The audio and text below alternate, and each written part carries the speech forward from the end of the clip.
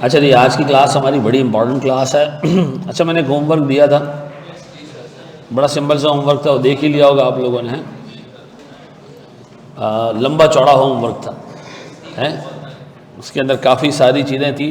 और अगेन मैं आपको जैसे पीछे भी बताता आ रहा हूँ कि अगर आप मेरे होमवर्क सॉल्व नहीं कर रहे हैं तो इससे लाख दर्जे बेहतर है आप यूट्यूब से क्लास ले लें, आपको फ़ी भी नहीं देनी पड़ेगी। ठीक है जी, ये मैं आपको बार बार बोल चुका हूँ। ठीक है, हराम हलाल का मामला फिर आप ऊपर निपटाना, जिस टीचर के लेक्चर आप चोरी के देख रहे हैं।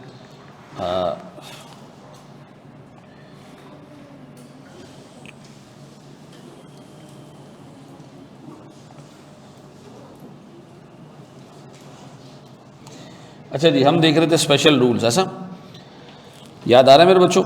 हमने सबसे पहले उसमें ये देखा था कि तमाम इन्वेस्टमेंट प्रॉपर्टीज़ को आपने कैरी करना है एक सिंगल मॉडल पे। ठीक है जी, अगर आपने अपनी पहली प्रॉपर्टी को कॉस्ट मॉडल पे रखा है, उसके बाद आने वाली सब्सिक्वेंटली सारी sir please send link in group, बाकियों को नहीं मिल रही, chat disabled, chat is disabled. क्या मतलब चैट इज़ डिसेबल्ड? चलो जी, लिंक आ गया है ग्रुप के ऊपर। ठीक है जी। अच्छा जी, हम लास्ट क्लास में मेरे बच्चों डिस्कस कर रहे थे अबाउट स्पेशल रूल्स, ऐसा।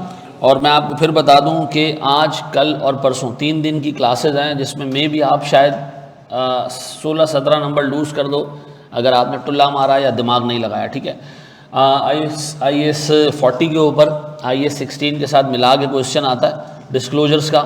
खुदा के वास्ते इसको बहुत ध्यान से देखना है। ठीक है, देखिए हमने लास्ट क्लास में डिस्कस किया था कि तमाम इन्वेस्टमेंट प्रॉपर्टीज़ एक ही मॉडल पे चलती हैं। अगर आपने पहली इन्वेस्टमेंट प्रॉपर्टी ख़रीदी, आपने कहा ये फेयर वैल्यू मॉडल पे चलेगी, आगे की सारी प्रॉपर्टीज़ फेयर वैल्यू मॉडल पे चलेगी। डन। अगर आपने पहली प्रॉपर्टी खरीदी और आपने कहा ये कॉस्ट मॉडल पे चलेगी, तो आगे की सारी प्रॉपर्टीज़ को आपने कॉस्ट मॉडल पे रखना पड़ेगा। एक सिंगल मॉडल आपने यूज़ करना है अपनी सारी इन्वेस्टमेंट प्रॉपर्टीज़ के लिए। डन। फिर हमने डिस्कस किया व्हाट इफ़ कि हम एक प्रॉपर्टी ख़रीदें और उस प्रॉपर्टी के अंदर हमें हमारी सारी प्रॉपर्टीज़ फेयर वैल्यू पे हों, लेकिन एक ऐसी प्रॉपर्टी हम ख़रीदें जिसमें एक्विजिशन डेट पे ही हमें लग रहा हो कि इसकी fair value long term basis पे मालूम करना पॉसिबल नहीं होगा, रिलायबल नहीं होगी इसकी फेयर वैल्यू। ये हमें कब लग रहा हो? पहले दिन ही लग रहा हो, तो स्टैंडर्ड कहता है फिर आप इसको रखो किस पे? कॉस्ट पे। लेकिन रेजिडुअल वैल्यू को क्या अज्यूम करो? ज़ीरो अज्यूम करो, और बाकी की प्रॉपर्टीज़ को फेयर वैल्यू पे चलने दो। इसी को सिर्फ रखो किसके ऊपर? कॉस्ट मॉडल पे। रेजिडुअल वैल्यू को क्या अज्यूम करना है? ज़ीरो अज्यूम करना है। इसका रीज़न क्या है? क्योंकि स्टैंडर्ड कहता है जनाब जब आपने ये कंक्लूड कर दे कि फेयर वैल्यू रिलायबली मेजरेबल नहीं है, तो हाउ इज़ दैट पॉसिबल कि आप रेजिडुअल वैल्यू मालूम कर लो उसकी? ऐसा यहाँ तक हो गई थी बात। सर दूसरी चीज़ बोर्ड पे देखिएगा मेरे प्यारे बच्चों, हमने एक IP खरीदी, हमने कहा जी इसको हम फेयर वैल्यू मॉडल पे रखेंगे। हमने ख़रीदा इसको 100 रुपये में। ठीक है जी, पहले साल के एंड में इसकी फेयर वैल्यू आई 120। कितने का गेन हमने बुक किया? 20 रुपये का हमने गेन बुक कर लिया। पक्का? ये प्रॉपर्टी चली गई 120 पे। पहले साल के एंड से इसकी फेयर वैल्यू मिलना बंद। ठीक है जी, बंद हो गई जी।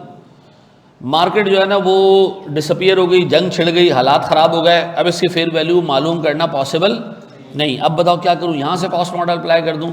नहीं नहीं नहीं नहीं नहीं नहीं। स्टैंडर्ड कहता है अब इसको 120 रुपये पे रखो, रखे रहो इसको 120 रुपये पे टिल द टाइम कि आपको इसकी फेयर वैल्यू दोबारा से रिलायबली मेजर होना शुरू हो जाए, मालूम होना शुरू हो जाए। अच्छा, अब करते करते करते हमसे ईयर 7 पे पहुँचे। अब जाके इसकी फेयर वैल्यू पता चली हो चुकी थी जी 240 या से 250। अब इसको फेयर वैल्यू पे ले जाएं? हाँ ले जाओ। इन सालों में दरमियान में जो 6 साल गुजरे हैं, इसमें ना तो डेप्रिसिएशन बुक करना है, ना फेयर वैल्यू का गेन बुक करना है। इस 120 रुपये की प्रॉपर्टी को 120 रुपये पे ही रखना है, इसको हिलाना जुलाना नहीं है। जब फेयर वैल्यू मालूम होना शुरू हो जाए तो फिर क्या करना है? वहाँ से रिवैल्यू कर देना है। अब बताओ कितने रुपये का रिवैल्यूशन गेन बुक होगा? 130 रुपये का। ये गेन सारे का सारा किस साल में बुक होगा? 7वें साल में। ये हमारी मजबूरी है, इसके अलावा हमारे पास और कोई चारा नहीं है, ऐसा है। और ये भी याद रखना, जब ये फेयर वैल्यू 120 थी, अगले साल भी 120 होगी, उसके अगले साल भी 120 होगी, तो शेयर होल्डर परेशान हो गया नहीं होगा कि भाई वैल्यू क्यों नहीं बढ़ रही है? तो आपने हर फाइनेंशियल स्टेटमेंट में एक लाइन लिखनी है कि ये property last reliable fair value पे कैरी हो रही है, और चूंकि मार्केट डिसअपियर हो गई है तो इसकी फेयर वैल्यू रिलायबली मेजरेबल नहीं है, और कंपनी इसको कैरी कर रही है किसके ऊपर? लास्ट रिलायबल फेयर वैल्यू के ऊपर। ठीक है जी। और जब आगे आने वाले सालों में जब इसकी फेयर वैल्यू पता चलेगी तो हम इसको क्या करेंगे? रीवैल्यू कर लेंगे। ये बात समझ आती है? मुझे बताओ इसमें और इस वाली प्रॉपर्टी में क्या फ़र्क है? जी देखो, उसमें हमें पहले दिन से पता था कि फेयर वैल्यू नहीं पता चलेगी, तो हमने रखा उसको कॉस्ट मॉडल पे। नीचे वाली प्रॉपर्टी में हमने फेयर वैल्यू पे उसको चढ़ा दिया, चल भी गया कुछ साल, एक आध साल चल भी गया, उसके बाद पता चला कि इसकी फेयर वैल्यू नहीं मालूम हो रही। अब इसको कॉस्ट मॉडल पे नहीं लेके जाना, अब इसको किस पे रखना है? फेयर वैल्यू मॉडल पे रखना। पक्का ये याद रहेगा। आगे बढ़े हम दोस्त। कटिंग अलाउड होती है पेपर में यार, ये मुझे बिल्कुल अलाउड होती है बेटा, कोई बच्चों वाला पेपर थोड़ी है कि सफाई के 5 नंबर हैं। 2 चीज़ें हो गई। अच्छा बोर्ड पे देखिएगा प्यारे भाई, तीसरी चीज़ गौर से सुनना मेरे प्यारे भाई, मुझे एक बात बताएं। हमने एक बिल्डिंग क्लिफ्टन में ख़रीदी, ठीक है, पूरी की पूरी बिल्डिंग हमने ख़रीद ली, ठीक है। ये कहाँ ख़रीदी हमने?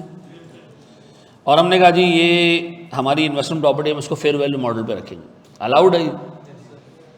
अलाउड है ना? हाँ भाई, ये थोड़ी है कि क्लिफ्टन में फेयर वैल्यू अलाउड नहीं है भाई, इन्वेस्टमेंट प्रॉपर्टी है, हमने रेंट पे ख़रीदा है, ऐसा। अच्छा जी, फिर एक और प्रॉपर्टी हमने ख़रीदी, ये हमने क्लिफ्टन के आसपास को DHA का फेज़ लग रहा था, हमने उसमें ख़रीद ली। हमने इसको भी किस में रखा? फेयर वैल्यू पे रखा। कोई मसला है इसके अंदर? नहीं। इन 2 प्रॉपर्टीज़ पे हमें ठीक ठाक गेन हो गया। इन दोनों प्रॉपर्टीज़ में हमने कंस्ट्रक्शन नहीं करवाई है, ख़रीद के अपने पास रेंट पे दिया है इसको, ऐसा।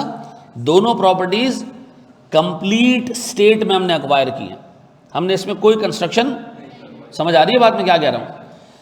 हमने सोचा यार हम DHA फेज़ 8 में ना अब एक प्रॉपर्टी कंस्ट्रक्ट करते हैं, ठीक है जी। अभी हमने कंस्ट्रक्ट करना शुरू किया। ये प्रॉपर्टी क्या हो रही है?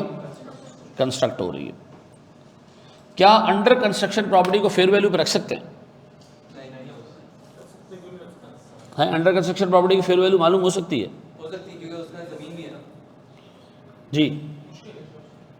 अच्छा मुझे एक बात बताओ, अभी यहाँ सामने ना रोड क्रॉस करके एक बिल्डिंग बनना शुरू होगी, मिसाल दे रहा हूँ, मालिक बुलाएगा सबको, जिस जैसे अपार्टमेंट बुक कराने हैं पैसे दे दें। 2.5 करोड़ से स्टार्ट हो रहा है, 3 करोड़ से स्टार्ट हो रहा है। लोग आएंगे ना लेने के लिए, कुछ आएंगे वो 3-3.5 करोड़ में बुक करा देंगे, फिर कुछ देर से आएंगे, उनको प्रॉपर्टी मिलेगी कितने की? 4-4.5 करोड़ की। फिर कुछ और देर से आएंगे, उसको प्रॉपर्टी मिलेगी कितने की? तो आपको नहीं लगता कि ये फेयर वैल्यू है ना? अंडर कंस्ट्रक्शन प्रॉपर्टी की फेयर वैल्यू आराम से मालूम हो सकती है, कोई टेंशन वाली बात नहीं। ऐसा है नहीं? आप पाकिस्तान में जितनी अंडर कंस्ट्रक्शन बिल्डिंग है आप उठा के देखिए, 80% वो कंस्ट्रक्शन से पहले ही क्या हो चुकी होती है? बिक चुकी होती है। और आहिस्ता आहिस्ता आप उसकी वैल्यू अंडर कंस्ट्रक्शन स्टेट में क्या हो रही होती है? बढ़ रही होती है। ऐसा है या नहीं? तो क्या अंडर कंस्ट्रक्शन प्रॉपर्टी की फेयर वैल्यू मालूम करना पॉसिबल है? हाँ है, बिल्कुल है। स्टैंडर्ड इस चीज़ को मानता है भाई। एक मैंने अपार्टमेंट लिया था ये खालिद बिन वलीद पे, एक ज़माने में बिल्डिंग की बुनियाद नहीं थी, खाली ग्राउंड था, और मैं बुक करवाने चला गया। उसने मुझे कहा कि जी 1 करोड़ 70 लाख का जो है वो अपार्टमेंट है, 4 कमरे का अपार्टमेंट है। हमने बुक करा लिया, हमने उसमें बुकिंग में भी पैसे दिए, और फिर उन्होंने कहा जी कि आपको तकरीबन से कोई 7-8 लाख रुपए महीने के देने पड़ेंगे। हमने इंस्टॉलमेंट बांध दी। अब मुझे एक चीज़ ये बताओ, और वो वक्त के साथ साथ क्या होता रहा? वो बढ़ता रहा। बिल्डिंग बनी तो वो 1 करोड़ 70 का प्लॉट 2 करोड़ 35 का हो चुका था। फिर जब बिल्डिंग आबाद हुई तो 3-3.5 करोड़ का हो चुका था। फिर आसपास और जो है वो चीज़ें आबाद हुई तो और महंगा होता गया। अब मुझे बताओ क्या अंडर कंस्ट्रक्शन प्रॉपर्टी की फेयर वैल्यू मालूम हो सकती है? इसका जवाब है हाँ, हो सकती है। तो स्टैंडर्ड ने आपको कहा कि अंडर कंस्ट्रक्शन अगर कोई प्रॉपर्टी है, कंप्लीट नहीं हुई है, उसको भी आप किस पे कैरी करो? फेयर वैल्यू पे कैरी करो, ऐसा। लेकिन कुछ सर्कमस्टांसेस में अंडर कंस्ट्रक्शन प्रॉपर्टी की फेयर वैल्यू मालूम नहीं हो पाती, ऐसा। तो फिर क्या करते हैं हम उसको? फिर हम उसको कॉस्ट पे रखते हैं, ऐसा। और फिर उसको डेप्रिशिएट करेंगे किस पे? लाना तो तुम्हारी ज़िंदगी पे। अंडर कंस्ट्रक्शन प्रॉपर्टी को कैसे डेप्रिशिएट करोगे? वो तो अंडर कंस्ट्रक्शन है, यूज़ के लिए तो अवेलेबल ही नहीं है, तो डेप्रिशिएट तो होगी नहीं वो। तो स्टैंड क्या करता है? उसको किस पे कैरी करो? कॉस्ट पे कैरी करो। जो खर्चा आ रहा है प्रॉपर्टी पे उसको रिकॉर्ड करते रहो। Property debit cash credit, property debit cash credit. जो सीमेंट बजरी सरिया और ये आप लगाते जा रहे हो, आप उसको फेयर वैल्यू पे ना रखो। किस पे रखो उसको? आप कॉस्ट पे रखो। कब तक? जब तक कि वो कंप्लीट ना हो जाए। जब कंप्लीट हो जाए फिर अपने आप से आप पूछो कि अब ये फेयर वैल्यू पे जा सकती है, अब इसकी फेयर वैल्यू मालूम हो सकती है। अगर जवाब आता है हाँ, तो आप उसको रीवैल्यू कर लो, किस पे ले जाओ। और अगर जवाब आता है कि नहीं, तो तो फिर आप इसको कॉस्ट पे रखो, लेकिन अब डेप्रिशिएट करना शुरू कर दो। रेजिडुअल वैल्यू क्या अज्यूम करोगे? 0। ऐसा क्यों? क्योंकि आपने यहाँ कॉस्ट मॉडल किस में पिक किया है? मजबूरी में, क्योंकि आपको फेयर वैल्यू मालूम। अब बताएं सर, मैं अगर इसको समअप करूं तो मेरे पास सर एक स्टेज होता है किसका? कंस्ट्रक्शन का। और कंस्ट्रक्शन बिल्डिंग क्या हो जाती है? यूजेबल। ऐसा मुझे बताएं, इस स्टेट में आपने क्या रखनी है? फेयर वैल्यू रखें आप, कोई टेंशन वाली बात नहीं है। और इस स्टेट में तो जरूर क्या रखनी है आपने? फेयर वैल्यू रखनी है। स्टैंडर्ड कहता है under construction property should also be valued at fair value, unless कि कंस्ट्रक्शन के दौरान फेयर वैल्यू मालूम ना हो सकती हो। तो अगर कंस्ट्रक्शन के दौरान फेयर वैल्यू मालूम नहीं हो सकती तो हम क्या करेंगे? कॉस्ट पे रखेंगे, और इसकी कोई डेप्रिसिएशन चार्ज नहीं होगी। क्यों? क्योंकि एसेट यूजेबल ही नहीं है भाई अभी। फिर क्या होगा जब एसेट क्या हो जाए? कंप्लीट। तो फिर क्या करो इसको? फिर फेयर वैल्यू पे ले जाओ। अगर फिर भी फेयर वैल्यू नहीं है तो फिर अब जिंदगी भर ये कॉस्ट मॉडल पे रहेगी, अज्यूमिंग कि इसकी रेजिडुअल वैल्यू क्या है? 0 है। ये बात समझ आती है? मुझे बताएं, अंडर कंस्ट्रक्शन प्रॉपर्टी, सब प्रॉपर्टीज फेयर वैल्यू पे चल रही है, अंडर कंस्ट्रक्शन को भी फेयर वैल्यू पे रखो। अगर अंडर कंस्ट्रक्शन प्रॉपर्टी की फेयर वैल्यू कंस्ट्रक्शन के दौरान अवेलेबल नहीं है, वेट करो, या तो उसकी फेयर वैल्यू बाद में पता चल जाएगी या कंप्लीट होने पे पता चल जाएगी। पता चल जाए रीवैल्यू कर लो, नहीं पता चले तो कॉस्ट पे ही रखो, फिर उसको लॉन्ग टर्म बेसिस पे कॉस्ट पे रखो। ऐसा है, ये कॉपी कर लो सर। शाबाश जी मेरा बच्चा।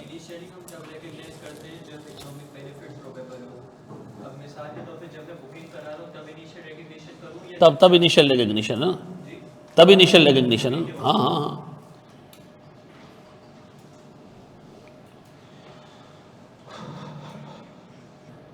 अच्छा जी, बढ़ो आगे मेरे बच्चों। 3 चीज़ें हो गई। अच्छा अब सुनो ज़रा दोस्त, सुनो एक इंपॉर्टेंट चीज़। व्हाट इफ के अंडर कंस्ट्रक्शन प्रॉपर्टी के बारे में आप व्यू ले कि इसकी फेयर वैल्यू मालूम हो सकती है, हैं? और जैसी प्रॉपर्टी कंप्लीट हो जाए आप कहो यार अब फेयर वैल्यू मालूम नहीं हो रही है। कंप्लीट प्रॉपर्टी की फेयर वैल्यू मालूम नहीं हो पा रही है, लेकिन अंडर कंस्ट्रक्शन में फेयर वैल्यू मालूम है। स्टैंडर्ड कहता है आपको एक झापड़ लगेगा ना मुंह पे तो आप सीधे हो जाओगे। ये बगैरतियाँ नहीं करो। जब एक प्रॉपर्टी के अंडर कंस्ट्रक्शन स्टेट में फेयर वैल्यू पता चल रही है तो कंप्लीट होने के बाद भी क्या होगी?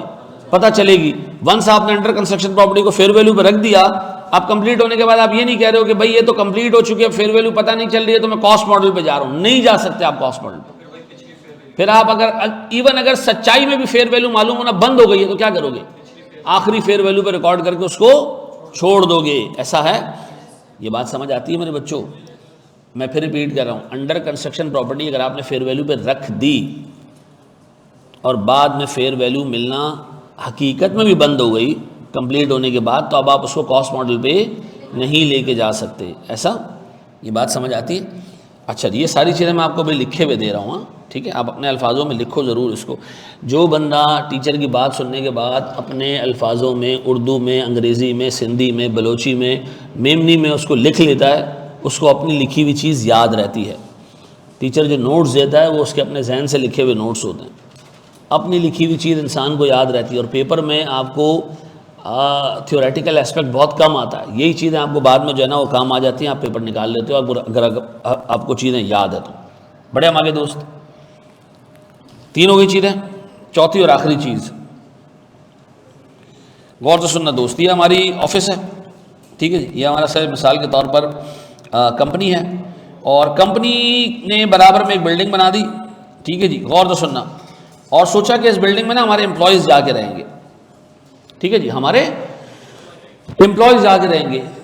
तो हम अपने इन एम्प्लॉयज़ को ये बिल्डिंग किराए पे दे देंगे।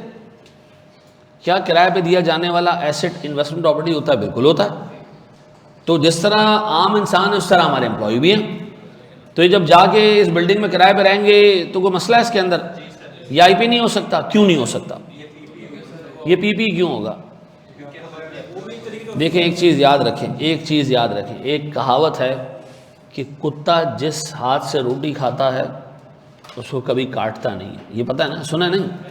ये एक कहावत है, याद रखना। एम्प्लॉयर और एम्प्लॉय के बीच में रिलेशनशिप भी, मैं ये एनालॉजी तो नहीं ड्रॉ करूँगा कि ऐसे ही है, लेकिन कुछ ऐसे ही कंसिडर किया जाता है कि एम्प्लॉयर और एम्प्लॉय एक ऐसा रिलेशनशिप है कि जिसमें एम्प्लॉयर हमेशा इन्फ्लुएंसिंग पोजीशन में होता है और एम्प्लॉय हमेशा इन्फ्लुएंस पोजीशन में होता है। ऐसा है क्यों? तनख्वाह दे रहा है भाई इसको, गौर से सुनना। एम्प्लॉयर ने कहा कि यार मेरे पास ना ये बिल्डिंग है, ये कंपनी का ही पार्ट है, ठीक है जी, इसमें कंपनी के प्रोडक्ट्स भी बन रही होती हैं, मैं चाह रहा, अच्छा ये कंपनी का पीपी है, कंपनी ने सोचा कि यार इसको ना आईपी बना देते हैं। क्या करते हैं? अभी मिसाल के तौर पर एआईटीटी के 2 फ्लोर हैं, हमने सोचा ऊपर वाले फ्लोर को आईपी बना देते। कैसे? हमने बुलाया अपने सारे पीएम्स को, हमने कहा भाई कल से ऊपर वाली जगह पे का आप जो है वो रेंट पे करो, ऊपर रेंट पे रहो। उन्होंने कहा यार तनख्वाह तो हमें इतनी सी दे रहे हो, रेंट कहाँ से देंगे? मैंने कहा रुको, आज से तुम्हारी तनख्वाह है 5 लाख रुपए और इसमें से 4 लाख रुपए का आप क्या करो, मुझे रेंट पे कर दो। ऐसा? मैं कौन हूँ? एम्प्लॉयर। एम्प्लॉयर ने उसकी जेब में डाले कितने? 5 लाख, दोबारा निकाल लिए कितने? 4 लाख, और ऊपर वाली बिल्डिंग के हिस्से को क्या बना दिया? आईपी बना दिया। स्टैंडर्ड कहता है हमें आपकी इन बेगैरतियों की पता है, हमें पता है, ज़रूरत नहीं, हमें आइडिया है कि आप ये बेगैरतियाँ कर सकते हो। तो उन्होंने बैन लगा दिया जी कि एम्प्लॉयज़ को अगर आप कोई भी प्रॉपर्टी देते हो ना रेंट पे, तो 2 मार्केट के बराबर रेंट क्यों ना हो, वो आईपी नहीं बनेगी। ये बात समझ आती है? आपके एग्जामिनर ने इस पे 2.5 नंबर का सवाल पूछा, ठीक है जी, कि ऐसी प्रॉपर्टी जो रेंट पे दी जाए, मार्केट के बराबर रेंट हो, एक आउटसाइडर खरीदे और एक एम्प्लॉय रेंट पे ले, दोनों के केस में ट्रीटमेंट क्या होगा? अगर एक आउटसाइडर लेता है रेंट पे तो क्या है? आईपी, और अगर वो आपका एम्प्लॉय लेता है तो it will remain S PP. ऐसा है? ये नोट करो सर, शाबाश। मैं इसके लिए एक लाइन का रूल बना लें, वो क्या है? एम्प्लॉय को कभी भी आप प्रॉपर्टी रेंट पे दोगे वो आईपी नहीं बनेगा, वो क्या रहेगा? पीपी रहेगा। एक लाइन में लिख दो उसको, बस खत्म, ठीक है जी।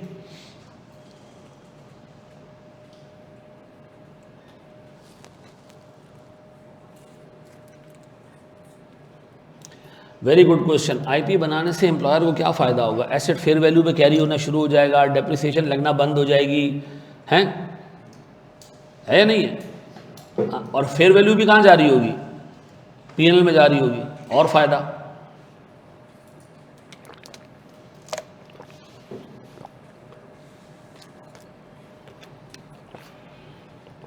दोनों एक ही हैं ऐसा?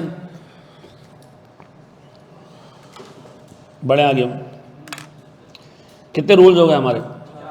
4 हो गए, ख़त्म हो गया रूल सर। पहला रूल क्या था? Single accounting policy for investment properties, either cost model और फेयर वैल्यू मॉडल। अगर आप फेयर वैल्यू मॉडल पे चल रहे हो और एक ऐसी प्रॉपर्टी आपने खरीद ली जिसकी एक्विजिशन डेट पे ही आपको पता है कि fair value long term basis पे रिलायबली अवेलेबल नहीं होगी, आप उसको किस पे ले जाओ? कॉस्ट मॉडल पे रेजिडुअल वैल्यू 0 सेट करो और उसको डेप्रिशिएट करो। दूसरा, मैंने आपको बताया कि अगर आपने एक प्रॉपर्टी खरीदी, इनिशियली आपको लग रहा था कि इसकी fair value long term basis पे मिलती रहेगी, आपने उसको फेयर वैल्यू पर रखा और बाद में मार्केट क्या हो गई? डिसअपियर हो गई, फेयर वैल्यू मालूम नहीं चल रही है, आप उसको किस पे रखोगे? लास्ट रिलायबल फेयर वैल्यू के ऊपर, जब तक कि उसकी फेयर वैल्यू दोबारा रिलायबली मेजरेबल ना हो जाए, उसको डेप्रिशिएट नहीं करेंगे, उसको कॉस्ट मॉडल पे नहीं लेके जाएंगे। फिर हमने पढ़ा जनाब अंडर कंस्ट्रक्शन प्रॉपर्टी अगर है हमारे पास, बाकी प्रॉपर्टीज फेयर वैल्यू पे चल रही है, अंडर कंस्ट्रक्शन को भी फेयर वैल्यू पे रखो। अगर अंडर कंस्ट्रक्शन की फेयर वैल्यू पता नहीं चल रही है प्रॉपर्टी की, तो आप उसको किस पे रखो? कॉस्ट पे रखो। और अंडर कंस्ट्रक्शन है तो डेप्रिसिएशन भी रिकॉर्ड नहीं करना पड़ेगा। वंस प्रॉपर्टी आपकी कंप्लीट हो जाए, आप दोबारा इसको असेस कर लो कि इसकी फेयर वैल्यू अवेलेबल है तो उसको फेयर वैल्यू पे ले जाओ, और अगर फेयर वैल्यू अवेलेबल नहीं है तो फिर आप उसको लाइफ टाइम किस पे रखोगे? अगर सर अंडर कंस्ट्रक्शन प्रॉपर्टी को आपने फेयर वैल्यू पे रखा, देन फिर आप ये अजम्पशन नहीं ले सकते कि जब ये कंप्लीट हो गई तो फेयर वैल्यू जो है वो अब अवेलेबल नहीं है, ठीक है जी। स्टैंड कहता है ये बेईमानी है। और अगर चलो ऐसा हो भी जाए तो भी आपको कॉस्ट मॉडल पे जाने की इजाज़त नहीं है, ऐसा। फिर हमने डिस्कस किया इन एनी केस आप एम्प्लॉय को अगर प्रॉपर्टी रेंट पे देंगे, ठीक है जी, वो आईपी नहीं बनेगी, ऐसा है। वो क्या रहेगी? हमेशा प्रॉपर्टी प्लांट एंड इक्विपमेंट, ऐसा है मेरे बच्चों। अब आओ मैं आपको ये अंग्रेजी में दिखवा दूं।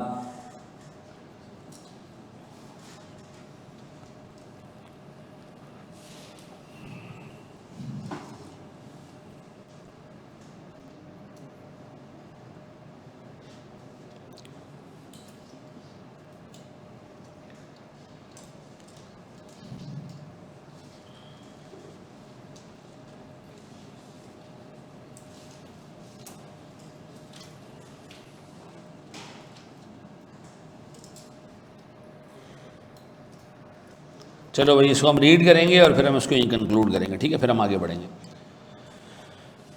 जी मेरे बच्चों, सबसे पहले वो कह रहे हैं जनाब प्रॉपर्टी अंडर कंस्ट्रक्शन, क्या रूल्स पढ़े हमने इसके बारे में कि इसको फेयर वैल्यू पे रखा जा सकता है, अगर अवेलेबल नहीं है कॉस्ट मॉडल पे रखो कब तक, या तो उसकी फेयर वैल्यू ड्यूरिंग कंस्ट्रक्शन ही पता चल जाए, या फिर क्या हो जब कंप्लीट हो जाए तब पता चल जाए, ऐसा। हेलो, वालेकुम सलाम। बेटा मैं आज मेरी 10 साढ़े 10 बजे तक मीटिंग्स हैं, ठीक है, तो मैं मिल नहीं पाऊंगा, कल वो देख लेते हैं, लेकिन अभी मैं क्लास में थोड़ी देर में कॉल करता हूँ, ठीक है बेटा। हाँ जी, मुझे होता है fair value measurement. If a company values its investment property at fair value, it should apply fair value measurement to properties under construction as well, ऐसा पक्का जी? कोई मसला है इसके अंदर? सारी प्रॉपर्टीज फेयर वैल्यू पे हैं, तो ये जो नाबालिग बच्चा है इसको भी किस पे रखना है? फेयर वैल्यू पे रखना है, ठीक है जी।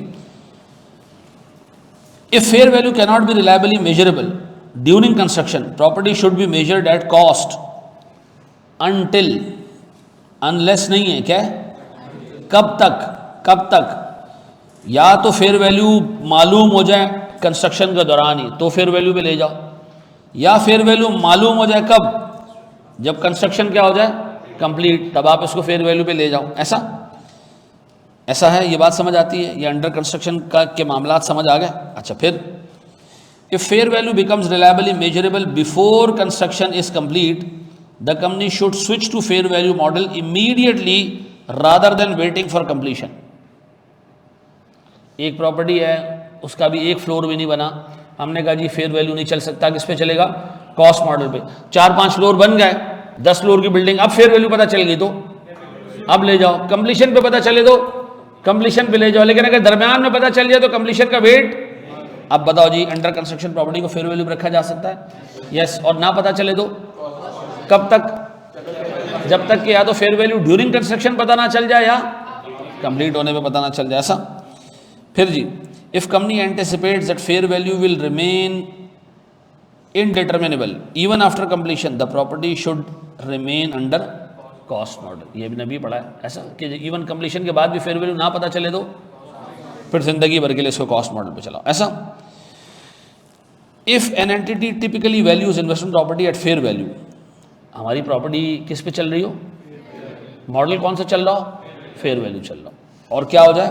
But encounters the property where fair value can not be reliably determined, और हमें एक ऐसी प्रॉपर्टी खरीदने का मौका मिले जिसकी फेयर वैल्यू मालूम नहीं हो सकती, तो क्या करेंगे हम?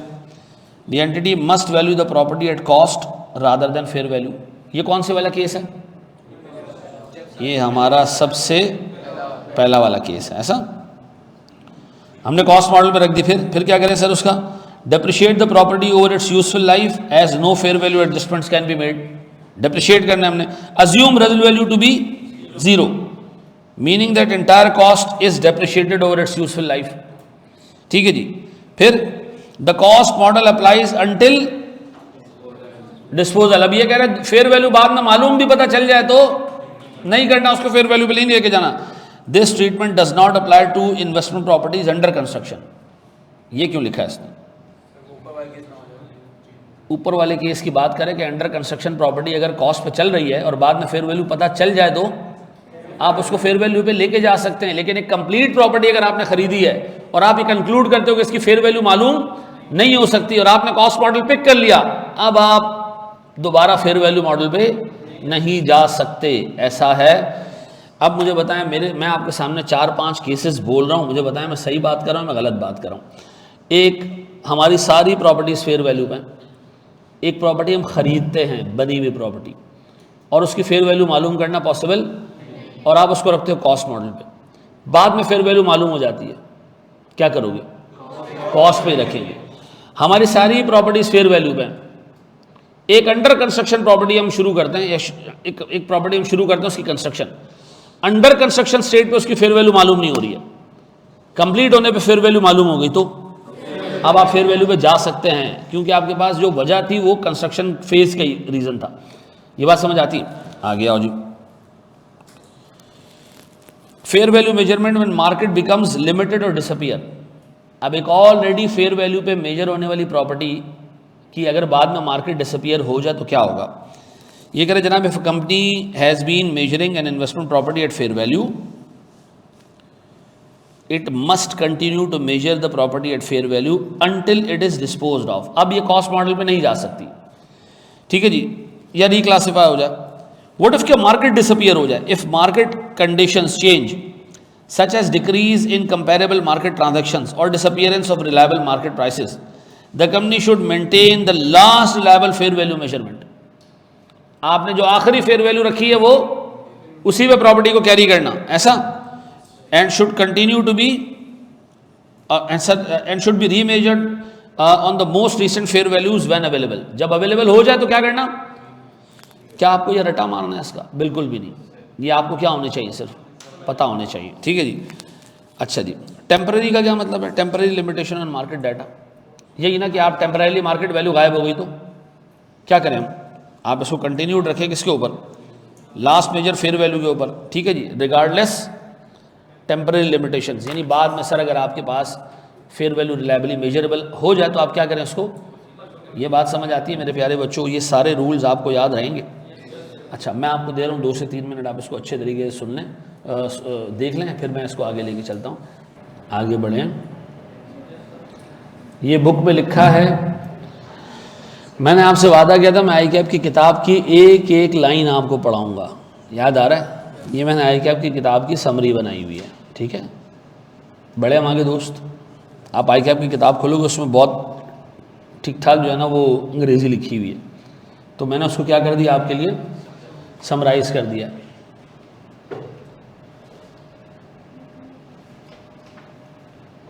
वाह जी सर, अगर फेयर वैल्यू पता है और वो कैरिंग अमाउंट से कम है तो पता है तो फेयर वैल्यू पे रिकॉर्ड करेंगे ना भाई।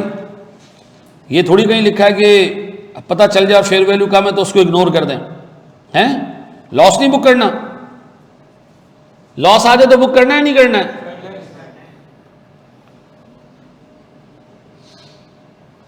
आपने इम्पेयरमेंट में कॉस्ट एंड रिवैल्यूएशन मॉडल नहीं कराया। मैंने इम्पेयरमेंट के चैप्टर में जितनी चीज़ें पढ़ाई है ना वो कॉस्ट मॉडल ही की थी, और इम्पेयरमेंट के चैप्टर में मैंने 2761 दफ़ा कहा कि जब हम रिवैल्यूएशन पढ़ लेंगे तो उससे रिलेटेड इम्पेयरमेंट का आधे घंटे का लेक्चर है, मैं उस वक्त दूंगा जी। और कोई सीन मेरे बच्चों? आप ग्रुप में ये PDF शेयर कर दिया करें, मैं रोज़ हर क्लास के बाद इसको पोर्टल पे शेयर, उस पर शेयर कर देता हूँ। मुझे बताओ यार, ड्राइव के ऊपर इससे पढ़ने से रिलेटेड कोई सवाल है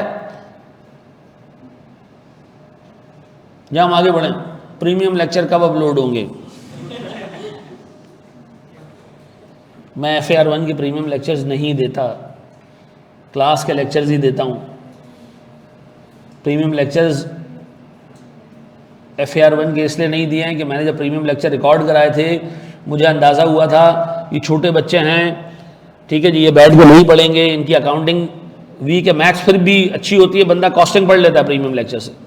इनको खुद क्लास में बिठा के एक तरह के 5 सवाल कराने पड़ेंगे तब जाके पास होंगे,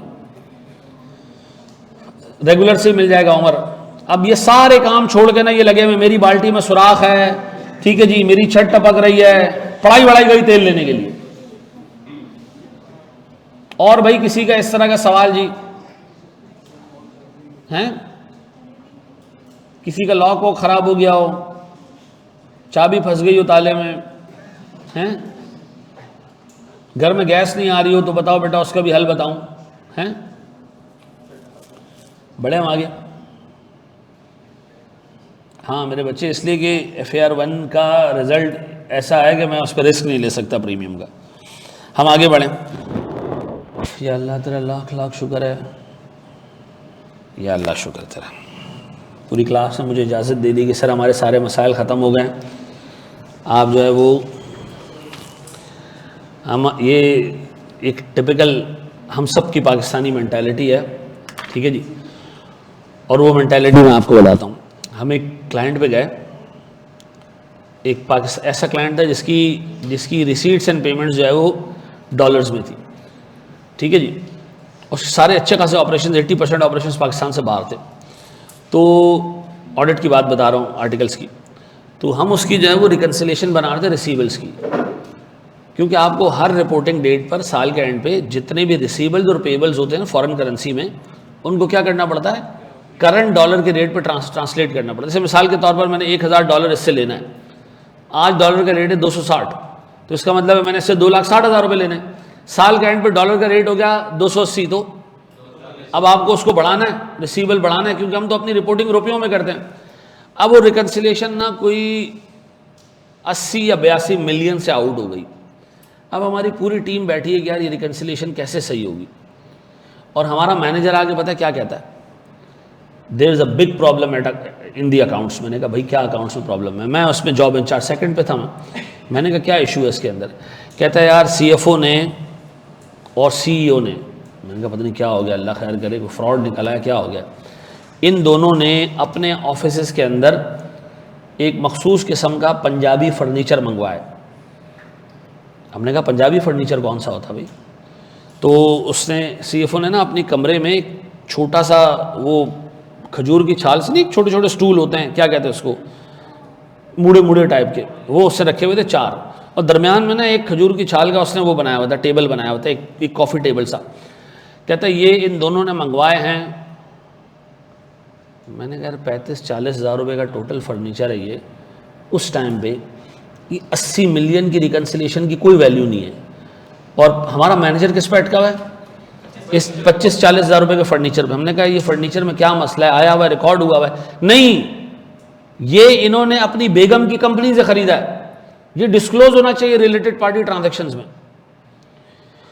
यार मैं और जॉब इंचार्ज एक दूसरे का मुंह देख रहे हैं कि इधर इतना बड़ा हाथी मरा हुआ पड़ा है, उसको दफनाने की जगह ये बंदा सोच रहा है कि यार ये माचिस की तीलियां पड़ी हैं, इसका क्या करना है। उस दिन मुझे अंदाज़ा हुआ कि पाकिस्तानी कौम एज अ कौम, हम पूरी की पूरी कौम बड़े बड़े मसलों को नहीं देखती है। इस वक्त क्लास खुली हुई है, एक लेक्चर चल रहा है, इंटेंस किस्म की जो है वो डिस्कशन हो रही है, कॉन्सेप्ट्स दिए जा रहे हैं, नहीं मुझे बताएं इसका PDF कहाँ से मिलेगा। और खुदा के बंदों एक टाइम रखो इसका, क्लास के एंड पे इस पे बात कर लिया करो, बड़े हम आगे। आओ मेरे प्यारे बच्चों, अब अपने पास हेडिंग डालें,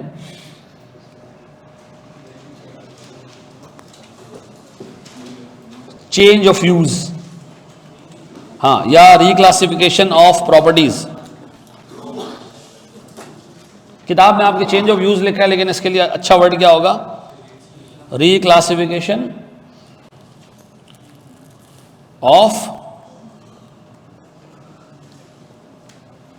प्रॉपर्टीज। अच्छा जी, आगे बढ़े हम दोस्त।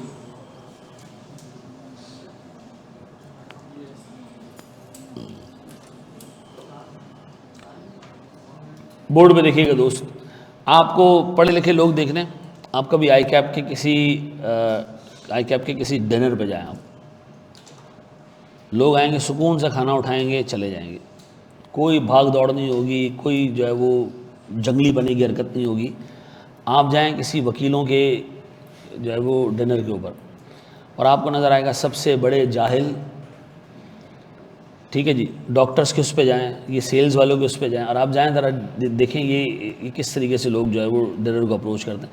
एज अ कॉम मैं आपको बताऊं, हमारी नज़र में सबसे इम्पॉर्टेंट चीज़ है कि पहले सारी चीज़ें जमा कर लो, उसके बाद काम होगा। ये हमारी ज़हनियत है। हम काम करते करते चीज़ें नहीं जमा करते, हम क्या सोचते हैं, पहले सारी चीज़ें जमा करो फिर उसके बाद काम होगा। तो ये मेंटालिटी हम सब, और चार्टर्ड अकाउंटेंट्स में अल्लाह का शुक्र है कि ये कदरें कम है।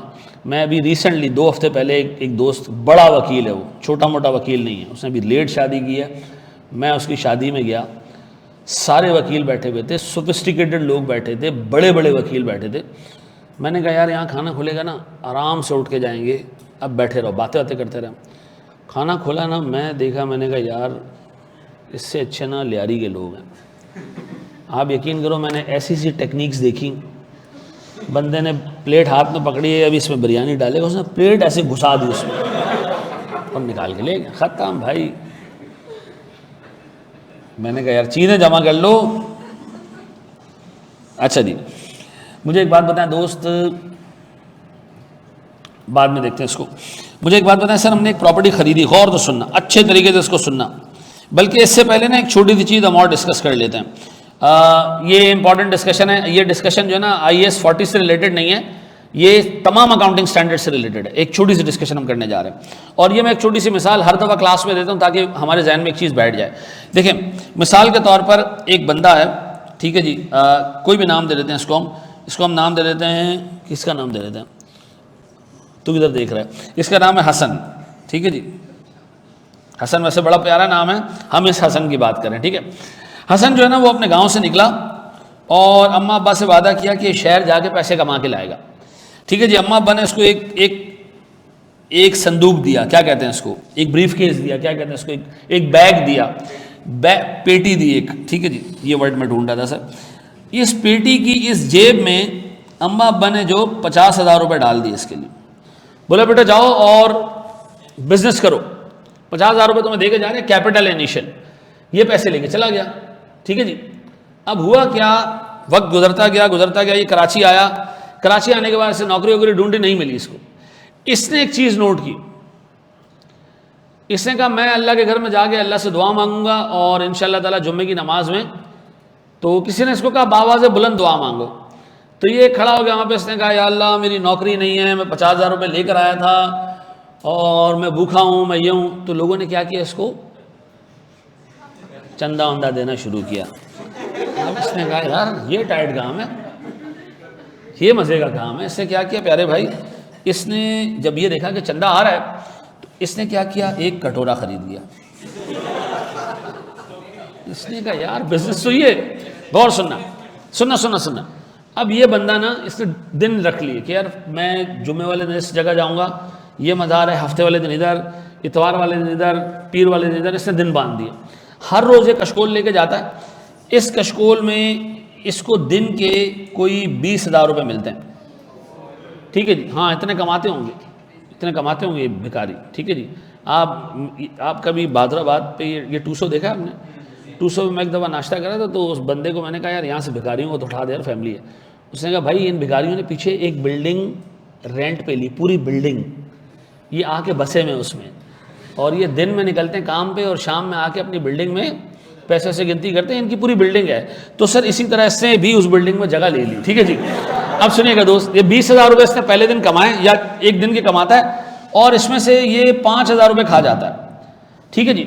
दिन में कोई अच्छी से किसी रेस्टोरेंट से जो है वो खाना खाता है, सुबह अच्छा सा नाश्ता करता है, दिन में 5,000 रुपये खा जाता है, कितने बच जाते हैं, ये 15,000 रुपये लेकर आता है और एक जेब में जमा करना शुरू करता है। ऐसा इस जेब में रोज़ 15,000 रुपये, 16,000 रुपये, 12,000 रुपये जमा करता है। ऐसा अम्मा अब्बा के जो पैसे लाए में वो कहाँ हैं, वो दूसरी जेब में।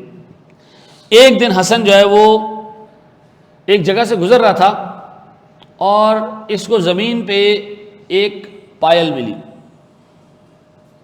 क्या कहते हैं उसको, जो लेडीज़ अपने पाँव में बांधती हैं, क्या कहते हैं, घुंघरू। कहाँ जाता है भाई तू। अच्छा सुनो, तो इसको एक पायल मिली, इसने ज़मीन से उठाई और साफ सुथरा किया, इसको लगा ये गोल्ड की है। तो ये एक सुनार के पास पहुंच गए, इन्होंने कहा जी ये बेचनी है। सुनार ने कहा यार ये 2 लाख रुपए की है। हसन ने कहा या अल्लाह तेरा लाख लाख शुक्र है, ये 2 लाख रुपए तो मुझे ऐसे मिले हैं जिसके लिए कोई मुझे ख़ास मेहनत करने की ज़रूरत नहीं पड़ी। हसन ने क्या किया, इसको एक और जेब में डाल दिया। ऐसा अब दिमाग में एक चीज़ डाल लो, ये जो पूरा बक्सा है ना, इस पूरे बक्से को हम कहते हैं इक्विटी। क्या कहते हैं, कंपनी जो अपनी मेहनत से कमाती है ना, इसको हम कहते हैं प्रॉफिट। ये प्रॉफिट ला के हम कहाँ डाल देते हैं, साल के एंड में जब बच जाता है हमारे पास प्रॉफिट, उसको हम क्या करते हैं, कहाँ डाल देते हैं, रिटेन्ड अर्निंग्स में। कहाँ पर, रिटेन्ड अर्निंग कहाँ होता है, इक्विटी में होता है, ठीक है जी। और ये किससे पॉपुलेट होता है, भरता किस चीज़ से, प्रॉफिट से भरता है। ऐसा फिर अम्मा अब्बा ने जो पैसे दिए थे इसको हम नाम देते हैं कैपिटल। अच्छा, कुछ इनकम ऐसी है जो बगैर मेहनत के आ जाती है, उसके लिए कोई खास मेहनत नहीं करना पड़ती, उसको हम कहते हैं अदर कॉम्प्रिहेंसिव इनकम। ऐसा, और प्यार से लोग इसको कहते हैं OCI। ऐसा है, ये बात समझ आती है। अब बताओ प्रॉफिट हम कहाँ डालते हैं, रिटेन्ड अर्निंग में डालते हैं। कैपिटल में पड़ा हुआ है, और वो पैसा जो बगैर मेहनत के आ गया, कोई बिजनेस नहीं चलाना पड़ा, हमारी बिजनेस इनकम नहीं है, खामखा आ गया, तो इसको हम डाल देते हैं अदर कॉम्प्रिहेंसिव इनकम। ऐसा आपके अकाउंटिंग स्टैंडर्ड्स आपको कहते हैं सारी इनकम को कहाँ डालो? प्रॉफिट में डालो। प्रॉफिट से कहाँ डालो? रिटेन अर्निंग में डालो। सारी इनकम को कहाँ डालो? जो कमाती है कंपनी, किसी भी जगह से कमाती है, सारे का सारा पैसा क्या है? प्रॉफिट है। और कहाँ डालना है वो? रिटेन अर्निंग में डालना है। लेकिन कुछ सर्कमस्टांसेस में अकाउंटिंग स्टैंडर्ड खुद बताते हैं कि भाई ये इनकम नहीं है, इसको आप पीएनएल में ना डालो, इसको कहां डालो? Other comprehensive income. इनकम वो भी इनकम है, लेकिन स्टैंडर्ड ने उसको स्पेसिफाई किया हुआ है कि यार ये अगर आपने प्रॉफिट एंड लॉस में डाल दिया, एक मिसलीडिंग इंफॉर्मेशन आ जाएगी। मुझे एक बात बताओ, हमने ये बिल्डिंग ली हुई है, इसको हम यूज करते हैं, ये बेचने के लिए लिया है, यूज करने के लिए लिया है? अगर इसकी वैल्यू बढ़ जाए कल, तो क्या ये हमारे लिए इनकम है? इनकम तो है भाई, एक एसेट की वैल्यू बढ़ गई, फायदा है हमारे लिए। लेकिन क्या आपने ये बिल्डिंग इस इंटेंशन से खरीदी थी कि इसकी वैल्यू बढ़ जाए? मैं तो इस्तेमाल करने के लिए ली थी। तो अगर आपने इस इंटेंशन से खरीदी थी और वैल्यू बढ़ गई, तो अब आप इसको पीएनएल में मत डालें, इसको कहां डालें? अब बताएं, मैंने एक प्रॉपर्टी खरीदी है, इसी इंटेंशन से खरीदी कि इसकी वैल्यू बढ़ जाए, तो फिर इसकी वैल्यू बढ़ जाए तो उसकी वैल्यू के इंक्रीज को कहां डालें हम? जैसे इन्वेस्टमेंट प्रॉपर्टी का अनरियलाइज्ड गेन कहां जाता है? पीएनएल में जाता है। और अगर सर इन्वेस्टमेंट प्रॉपर्टी ना हो, बल्कि एक ऐसी प्रॉपर्टी हो जो उसको खुद यूज करते हो, तो क्या आपने वो फेयर वैल्यू बढ़ाने के लिए लिया है? नहीं, ये चिलर हमने किस काम के लिए लिया है? ताकि क्लास चलती रहे सर, इसकी वजह से कल सर इस चिलर की वैल्यू बढ़ जाए तो मेरे लिए फायदा तो है ना कि यार एक एसेट की वैल्यू बढ़ गई, अच्छी बात है। तो और मैं चाहता हूं कि मैं इस इंक्रीज इन वैल्यू को रिकॉर्ड करूं, तो स्टैंडर्ड कहते हैं कर लो रिकॉर्ड, लेकिन ये इनकम पीएनएल में ये कहां जाएगी? अदर कॉम्प्रिहेंसिव इनकम में जाएगी। अगर मैंने एक इन्वेस्टमेंट प्रॉपर्टी खरीदी, इन्वेस्टमेंट प्रॉपर्टी, और बाद में उसकी वैल्यू बढ़ गई, तो वो पीएनएल में जाएगी। क्यों? वहां इंटेंशन ही आपका इनकम कमाना था। अदर प्रॉपर्टीज यानी प्रॉपर्टी प्लांट एंड इक्विपमेंट में जो गेन आ रहा है वो आपने कहां डालना है? वो अदर कॉम्प्रिहेंसिव इनकम में डालना है। ये बात समझ आती है? ये बात भेजे में बैठती है? अब बताओ, हमारे इक्विटी के इफेक्टिवली 3 कंपोनेंट्स हैं, कौन से? कैपिटल है, रिटेन अर्निंग है, और अदर कॉम्प्रिहेंसिव इनकम। ऐसा है? ये पहले कॉपी करो, शाबाश। हसन भाई आप नाराज सुनिए, हैं? नहीं, अब थोड़ा सा टाइम आपको हम छोड़ के शायान पे आते हैं, ठीक है जी?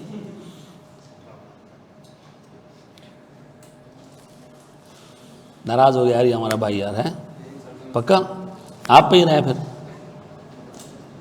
आप ही पे रहे फिर हम, हैं?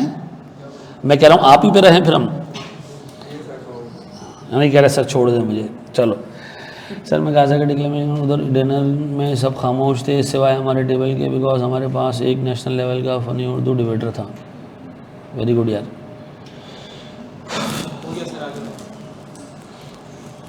एक दफ़ा हम एक शादी की दावत पे गए, तो वो दावत थी, हमारे यहाँ एक बंदा काम करता था, उसमें स्टाफ में था, उसकी शादी थी।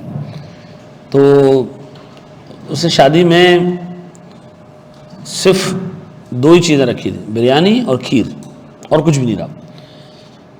तो जब हमारे यहाँ से सारे लोग गए तो लड़कों ने क्या किया, पहली गो में बिरयानी भी निकाल ली और खीर भी ला के रख दी, और हम बिरयानी खाते रहे। बिरयानी अच्छी खासी खा ली, तो एक बंदा थोड़ा सा जल्दी खा गया, उसने खीर खाई और खीर का एक चमचा उठा के मेरी बिरयानी में डाल दिया।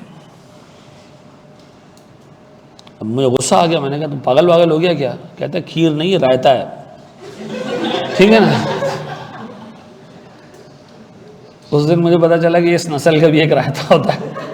आप यकीन करो सारे लोग उसको खीर समझ के बैठे हुए थे, और वो बाद में पता चला कि वो रायता है। उसके अंदर उसने वो खीरे ऐसे काटे हुए थे, ऐसे लग रहा था कि ये जो कद्दू का वो होता है ना,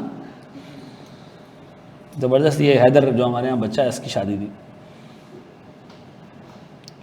अरसी खान, बोलो बेटा। बड़े हम आगे चले जी। अब मुझे एक बात बताएं, गौर से सुनना। एक चीज़ है पीपी और एक चीज़ है आईपी। अज्यूम करो हमारे पास एक बिल्डिंग है, ये हमने अपनी फैक्ट्री लगाई हुई है इस बिल्डिंग में, और एक बिल्डिंग है जो हमने किराए पे देने के लिए ली है। दोनों बिल्डिंग्स में फ़र्क क्या है? एक इन्वेस्टमेंट प्रॉपर्टी है, एक पीपी है। गौर से सुनना, हम चाहते हैं हम दोनों को रीवैल्यू करें, क्या स्टैंडर्ड अलाउ करता है? हाँ सर अलाउ करता है। ये किस स्टैंडर्ड में चल रही है? IAS 16, ये जो अभी आपने नहीं पढ़ा, और ये चल रहा है IAS 40। दोनों को स्टैंडर्ड्स अलाउ करते हैं, दोनों स्टैंडर्ड्स कि आप इनको क्या करें, अगर इनकी वैल्यू बढ़ गई आप इसको रीवैल्यू कर दें, ऐसा कोई टेंशन नहीं है। अगर गेन आएगा तो गेन कहां जाएगा? यहां तो जाएगा गेन P&L में, यहां कहां जाएगा? OCI में। ऐसा है, ये बात भेजे में बैठती है। इस पूरी डिस्कशन की ये समरी थी जो मैंने आपको बतानी थी।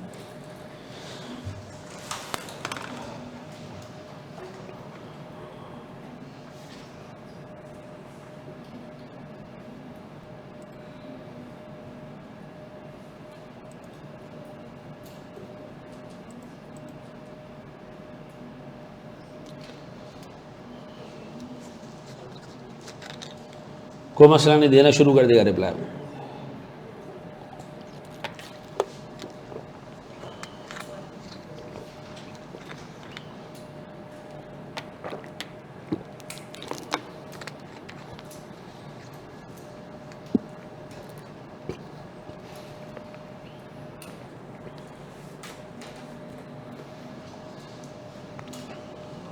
बढ़ जाएंगे।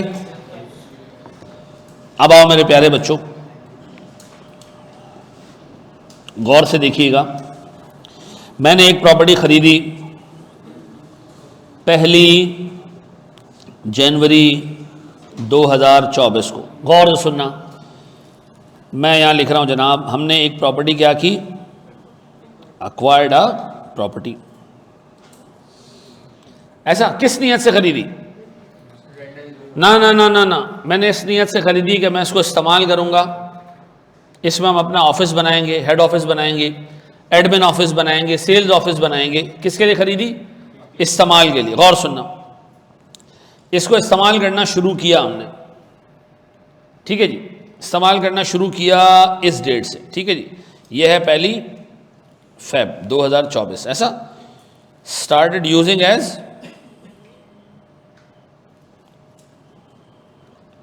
PPE। ऐसा हम इसको यूज करते रहे, फिर एक पॉइंट ऐसा आया 2-2.5 महीने में, हम 1 जून को थक गए। हमने कहा यार निकलो इस प्रॉपर्टी से, इतनी बड़ी प्रॉपर्टी नहीं चाहिए हमें, इस प्रॉपर्टी को हम क्या करते हैं? रेंट आउट कर देते। तो इस डेट पे हमने प्रॉपर्टी को वेकेट किया विद द इंटेंशन कि हम इसको क्या करेंगे? रेंट आउट करेंगे। हमने वेकेट किया विद द इंटेंशन कि इसको हम क्या करेंगे? रेंट आउट करेंगे। सर 1 अगस्त को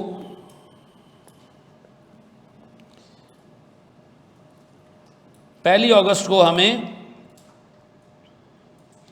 एक बंदा मिल गया, हमने इसको वाकई क्या कर दिया? रेंट आउट कर दिया। डन। ये बात समझ आती है?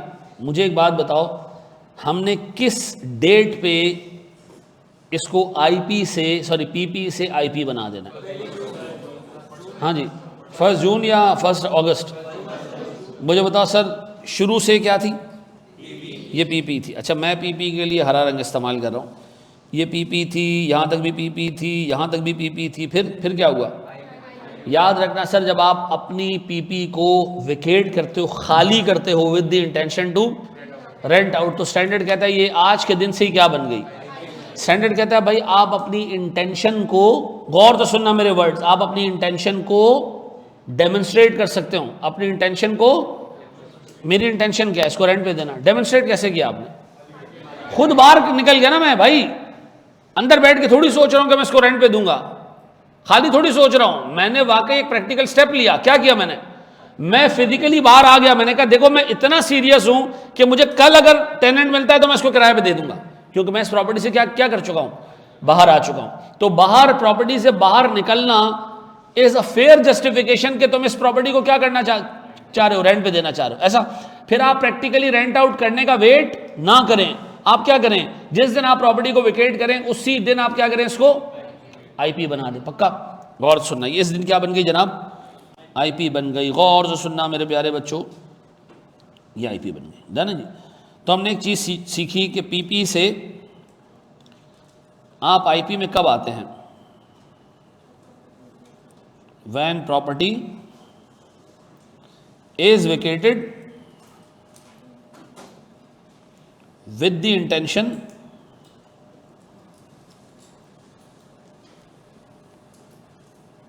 टू रेंट इट आउट, ऐसा।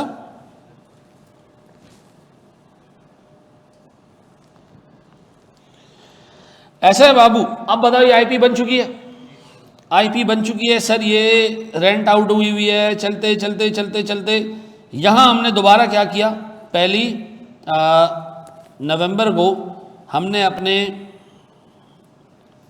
किराएदारों का निकलो दफ़ा हो जाओ, हम ये बिल्डिंग दोबारा ऑक्यूपाई करने जा रहे हैं। इस दिन हमने इसको क्या किया, विकेट करवा दिया दोबारा, ऐसा। अब बताओ जब हम मकान के अंदर घुसे तो सीधी सी बात है किराएदार ने मकान को अपने हिसाब से जो है वो चेंज किया होगा, कुछ दीवारें बनाई होंगी, कुछ उसके अंदर चेंजेस की होंगी। हम उसे हमने कहा हमारे रहने लायक नहीं है, हमारे काम करने लायक नहीं है, इसको क्या करना पड़ेगा, थोड़ा सा मुरम्मत करवानी पड़ेगी इसके। तो हमने क्या किया जनाब, कुछ डेवलपमेंटल स्टेप्स लेना शुरू किए 16 नवंबर से। 16 नवंबर 2024 को हमने क्या किया, कुछ डेवलपमेंटल स्टेप्स लेना शुरू किए ताकि हम इसको क्या कर सकें, रीऑक्यूपाई कर लें, ऐसा। और फिर हमने इवेंचुअली सर इसको 10 दिसंबर को रीऑक्यूपाई कर लिया। हाँ जी बताओ ये कब पीपी से आईपी से पीपी बना।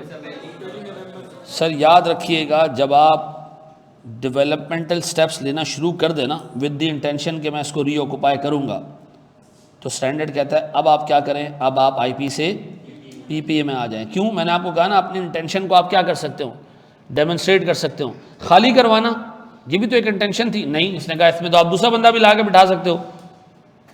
आप कैसे डेमोन्स्ट्रेट करोगे कि इसमें आप खुद घुसना चाह रहे हो।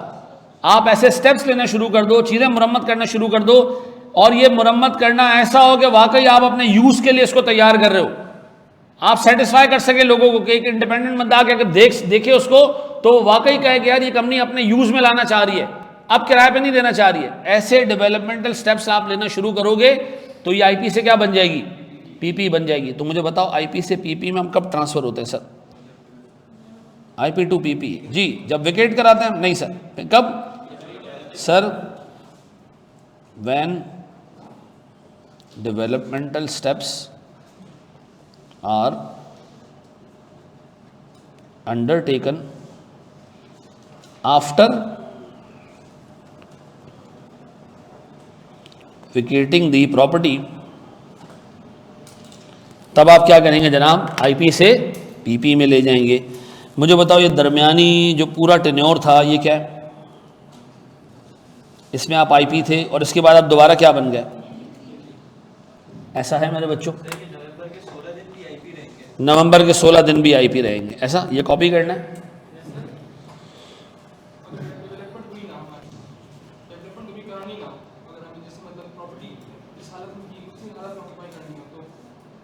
अगर ऐसा है बहुत रेयर सर्कमस्टांसेज हैं तो फिर आप वेकेशन भी इसको आप क्या कर सकते हो, आईपी से पीपी में ट्रांसफ़र कर सकते हो, ठीक है जी। लेकिन स्टैंडर्ड मना करता है इसको।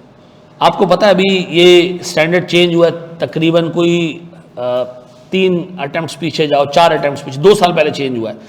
इससे पहले पता है क्या रिक्वायरमेंट थी, स्टैंडर्ड कहते हैं जब तक आप रीऑक्यूपाई नहीं करोगे ना ये पीपी नहीं बनेगा, ये क्या रहेगा, आईपी रहेगा, जब तक इसको रीऑक्यूपाई नहीं करोगे। फिर उन्होंने एक स्टेप इसको पीछे लाया, उसका भी रीज़न था, वो भी आ गया। अभी थोड़ा सा इसी क्लास में आपको पता चल जाएगा कि डेवलपमेंटल स्टेप्स पे क्यों लाया इसको। अदरवाइज स्टैंडर्ड पहले कहते थे भाई आप आईपी से पीपी में जब ही जा सकते हो जब आप पूरी प्रॉपर्टी को क्या कर लो, विकेट कर लो, सॉरी रीऑक्यूपाई कर लो। आईपी में कब आओगे, जब खाली करोगे। पीपी में कब जाओगे, जब रीऑक्यूपाई करोगे। लेकिन बाद में ये चेंज कर दिया गया और उसको कहाँ ले आया गया, एक स्टेप पीछे, कि जब आप इसके लिए क्या कर सको, डेवलपमेंटल स्टेप्स लो, ठीक है जी। डेवलपमेंटल स्टेप्स के बाद क्या दोबारा रेंट आउट कर सकते हैं, कर सकते हैं आप डेवलपमेंटल स्टेप दूसरे टेनेंट के लिए भी कर सकते हो, कोई टेंशन नहीं है। लेकिन वहाँ आपका इंटेंशन क्या होता है कि मैं इसको मैं इसको जो है वो अपने लिए तैयार नहीं कर रहा, किसी और के लिए, फिर ये आईपी रहेगी, कोई टेंशन नहीं है इसमें। आ रहा है सलमान, रुक जाओ बेटा, सारी चीज़ें आ रही है मेरा बच्चा, रुक जाओ, पूरी एग्जाम्पल्स आ रही हैं इसके ऊपर नंबर्स के साथ। बड़े हम आगे, ये कॉपी करो। ट्रिगर्स क्या हैं जी, पीपी से आईपी में कब आओगे, जब पीपी को खाली करोगे with the intention to rent out. और आईपी से पीपी में कब जाओगे, खाली नहीं करना है, सिर्फ डेवलपमेंटल स्टेप्स भी लेने इन ऑर्डर टू जस्टिफाई कि मैं अब इसको आईपी नहीं रखना चाह रहा, मैं इसको क्या बनाना चाह रहा हूँ, पीपी बनाना चाह रहा हूँ, ऐसा है। अगर हम वेकेट करते रीऑक्युपाई कर लें तो कहानी ख़त्म। तो जिस दिन आप रीऑक्युपाई करोगे उस दिन आप डाल देना सर इसको आईपी में, पीपी में डाल देना सर। आईपी में आते हुए अगर इंटेंशन क्लियर करी हमने कि 1-2 महीने बाद खाली करें, नहीं, स्टैंडर्ड कहता है इंटेंशन, खाली इंटेंशन रखने से अकाउंटिंग नहीं होगी। क्या करना है आपने? सर अगर ऐसे हो कि हमने वेकेट कर दिया, ऐसे पर 1 महीने बाद हमने अपना इरादा चेंज करके रेंट करने के बजाय वापस उधर ही वापस आ गए फॉर एग्जाम्पल, तो 1 महीने तक वो आईपी रहेगी और 1 महीने बाद क्या हो जाएगी, जब आप उसमें दोबारा घुस जाएंगे तो वो पीपी बन जाएगी। सर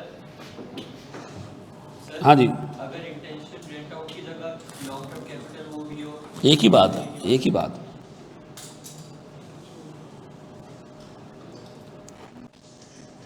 देखो हमारा स्टैंडर्ड ना प्रैक्टिकल के बहुत करीब बना हुआ है। खाली अपार्टमेंट छोड़ोगे तुम with the intention to earn capital gain, नहीं।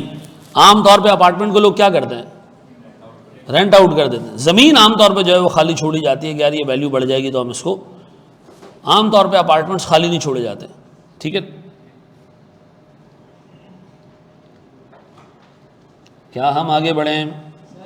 जी मेरा बच्चा। अगर हम वेकेट करने के बाद डेवलपमेंट स्टेप्स लें जो हम किराएदार को देंगे,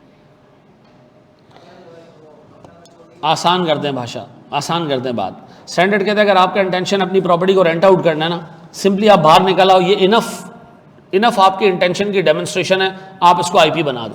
भले आप उसके बाद डेवलपमेंटल स्टेप्स लो या ना लो, अपने टेनेंट को लाने के लिए ज़रूरत नहीं है। प्रॉपर्टी से बाहर आना ही क्या इंडिकेट कर रहा है, I am not going to use it, मैं इसको इस्तेमाल नहीं करूंगा, अब इसको क्या करने जा रहा हूं, मैं किराए पे देने जा रहा हूं। लेकिन जब आप किराएदार को खाली कर दोगे, निकालोगे, तो स्टैंड कहता है अब ये इनफ एविडेंस नहीं है कि आप इसको खुद इस्तेमाल करने जा रहे हो। मे भी आप एक किराएदार को निकाल के दूसरे किराएदार को घुसा दो, लेकिन अगर आप इस नीयत से काम शुरू करवा दो, कलर वलर करवाना शुरू करवा दिया आपने, कंस्ट्रक्शन शुरू करवा दी, डिमोलिश करवाना शुरू कर दिया, और आप लोगों को बोल भी रहे हो कि मैं अपनी फैक्ट्री यहां बनाऊंगा और काम भी उसके हिसाब से हो रहा है, तो फिर क्या है ये? अब ये पीपी, व्हाट इफ कि मैं एक प्रॉपर्टी को खाली करूं, किसी से खाली करवाऊं, किसी टेनेंट से, और मैं उसके लिए डेवलपमेंटल स्टेप्स लेना शुरू करूं किसी दूसरे किराएदार को लाने के लिए, तो ये अभी आईपी ही रहेगा भाई। डेवलपमेंटल स्टेप्स किस नीयत से लिए जाएं कि मैं खुद इसमें बसना चाह रहा हूं, ठीक है जी। क्या हम आगे बढ़ें?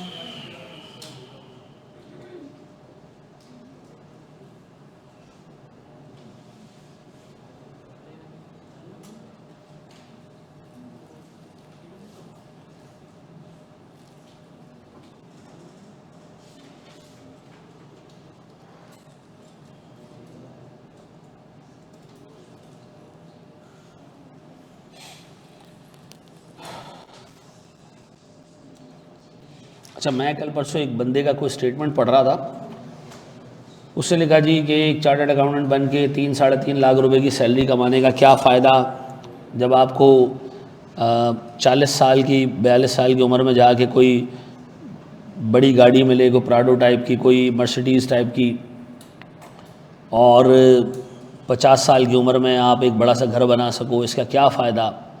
आपको सीए नहीं करना चाहिए। तो मेरा नीचे सवाल था उससे कि फिर क्या करना चाहिए।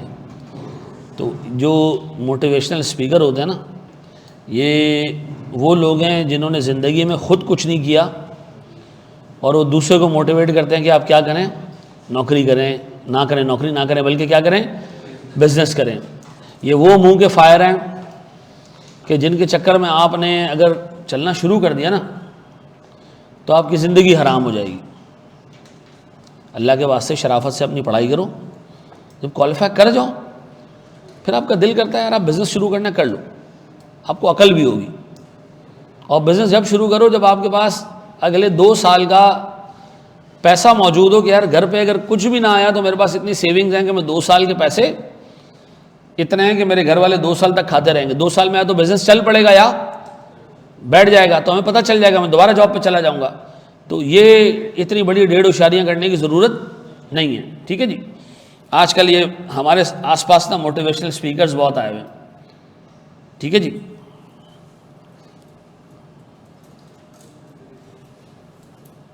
ज़िंदगी में मैंने कभी भी इस तरह के आदमी को कामयाब होते हुए नहीं देखा, ठीक है जी। मेरा कोर्स ख़रीद लो मोटिवेशन लेकिन बिजनेस करो है।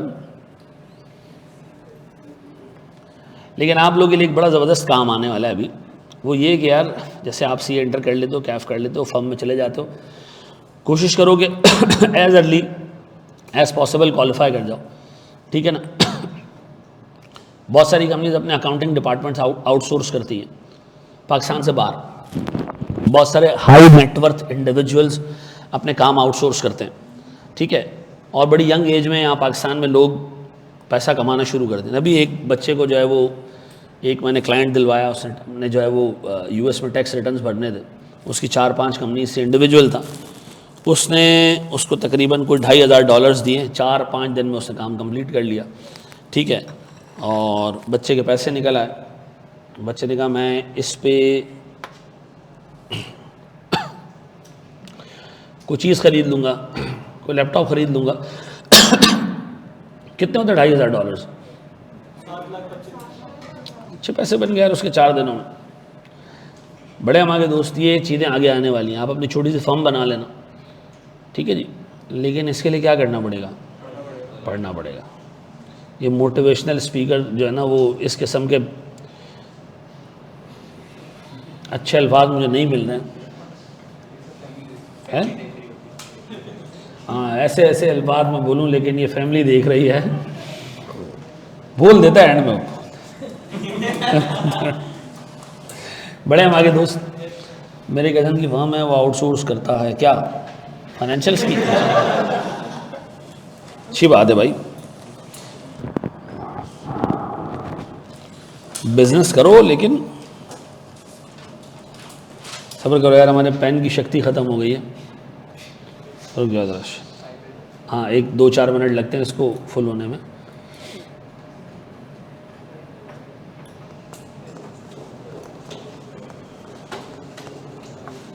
कितने दिन रह गए बकरा ईद को भाई?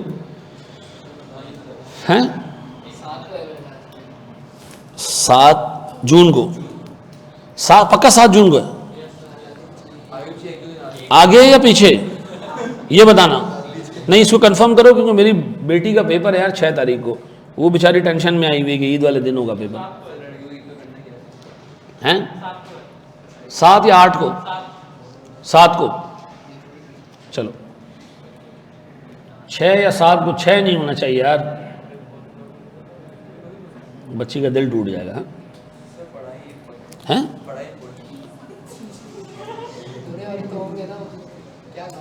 क्या चीज़? नहीं, गोश्त नहीं यार। एक मैंने यकीन करो अपनी बेटियों की ज़िंदगी हराम कर दी यार। 12-12, 11-11 साल की उम्र से उनको मैंने प्रोफेशनल एजुकेशन में डाला हुआ है। हैं?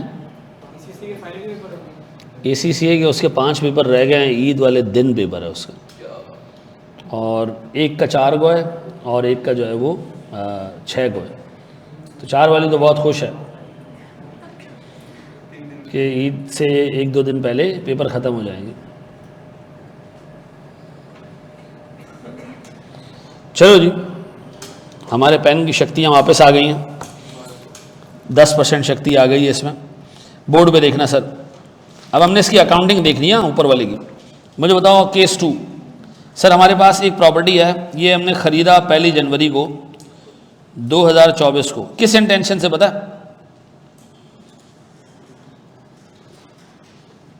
Acquired property for resale. हैं? रीसेल का मतलब हमने भाई इसको ख़रीदा है बेचने के लिए एज इन्वेंट्री। ये इन्वेंट्री है। इन्वेंट्री में हम खुद तो नहीं घुसे होते ना, जो बेचने के लिए ख़रीदा होता है अपार्टमेंट, उसमें हम खुद नहीं घुसते। अगर खुद घुस गए तो वो पीपी बन जाएगा। तो हम हमारे लिए क्या है? ये इन्वेस्टमेंट प्रॉपर्टी है ना, मनूसो इन्वेंट्री है। अच्छा, अब चलता रहा जनाब। इन्वेंट्री हमने काफ़ी टाइम इंतज़ार किया। 1 मई को हमने डिसाइड कर लिया नहीं बिक रही है, मट्टी पाओ इसको, ये नहीं बिक रहा। नहीं बिक रहा तो अब इसका क्या करना है सर? हमने या तो इसको बेचना होगा या इसको हम रेंट आउट कर देंगे ताकि कुछ ना कुछ इनकम आना शुरू हो जाए। मैं क्लास में अर्जेंट तो नहीं कुछ, वो दे चुका हूँ मैं, ज़माने हो गए, ठीक है ओके। हाँ जी, तो 1 मई को हमने सोचा कि भाई ये बिक तो नहीं रहा, इसको कोड़ियों के दाम बेचने से बेहतर हम क्या करें, रेंट पे दे दें। तो हमने क्या किया, इस दिन डिसीजन लिया। क्या लिया? Decision to rent out. Rent out किया नहीं, डिसीजन लिया। फिर वेट किया हमने। फिर क्या हुआ सर, थोड़े टाइम में हमने इसको फिजिकली 1 जुलाई को हमने क्या किया, इसको रेंट आउट कर दिया। ऐसा। अब बताओ ये आईपी कब बना? ये 1 जुलाई को आईपी बना। क्यों? ऊपर तो आपने पीपी से जब आईपी पे आए थे तो क्या किया था, विकेट किया और वो आईपी बन गई। यहां ऐसा क्यों नहीं है? ये ऑलरेडी खाली है सर, इसको और कैसे विकेट करेंगे? तो इसमें अपनी इंटेंशन को डेमोन्स्ट्रेट कैसे करेंगे हम? ये समझ आ रहा है मैं क्या कह रहा हूं? इंटेंशन को डेमोन्स्ट्रेट कर, एक बंदा कह रहा है मैं ये काम करूंगा, वो करूंगा, मेरे को सबूत दो कोई कि तुम ये काम करोगे। हम कह रहे हैं हम इसको रेंट आउट करेंगे, स्टैंड कहते हैं करेंगे, सब काम नहीं चलेगा, करना पड़ेगा। तो इन्वेंट्री में आप कब आ सकते हो? इन्वेंट्री से आईपी में, जब आप उसको प्रैक्टिकली रेंट आउट कर देंगे। तो इसका मतलब है भाई हम इन्वेंट्री से आईपी में आ सकते हैं व्हेन प्रॉपर्टी इज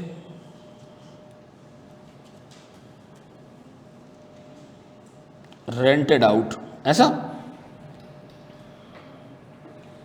एडवर्टाइजमेंट किया, कुछ भी किया, इससे फर्क नहीं पड़ता। स्टैंड कहता है ये बकवास बात है, जब तक आप रेंट आउट नहीं करोगे ये मानने वाली बात नहीं है कि आप वाकई इसको रेंट आउट करना चाहते थे। डन। अब बता इसके बाद क्या हुआ, गौर से सुनना मेरे बच्चों। फिर थोड़े टाइम बाद हमने इसको क्या किया, 1 अगस्त को हम तंग आ गए थे, 1 सितंबर तक, कि ये किराएदार बहुत हरामखोर हैं। ये यहाँ जो है ना वो रात में फजूल गाने लगा रहे होते हैं, नींद हराम करते हैं सर, और पूरी रात यहाँ पार्टी चल रही होती है। हमने कहा दफ़ा हो जाओ, नहीं देना रेंट पे, विकेट करा दिया। अब क्या करते हैं, इसको आईपी ट्रीट कर लें। नहीं, स्टैंड कहता है आप तो कोई दूसरा बंदा भी इसमें डाल सकते हो। फिर हमने क्या किया, 1 सितंबर के बाद 1 नवंबर को हमने, गौर से सुनना, डेवलपमेंटल स्टेप्स लिए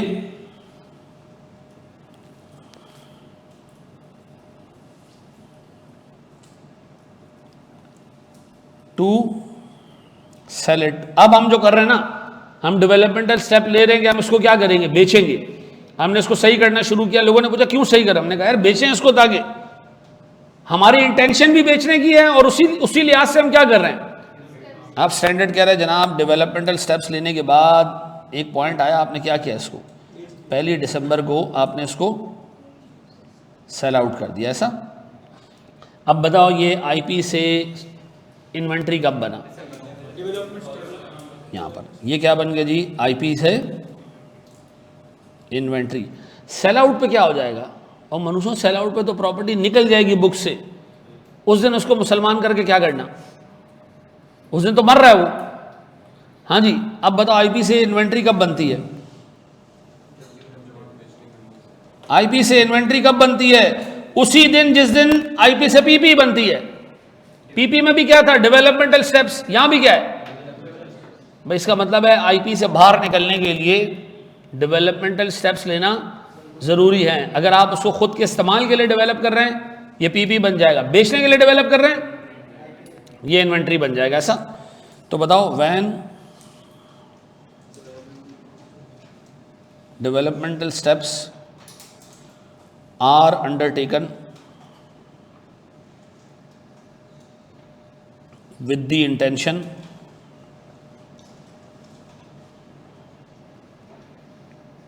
to sell the property। ऐसा है, ये बात भेजे में बैठती है मेरे प्यारे भाई। अब इसको अच्छे तरीके से नोट करो और अब हम इस पर प्रैक्टिकल क्वेश्चंस कर रहे हैं। शाबाश।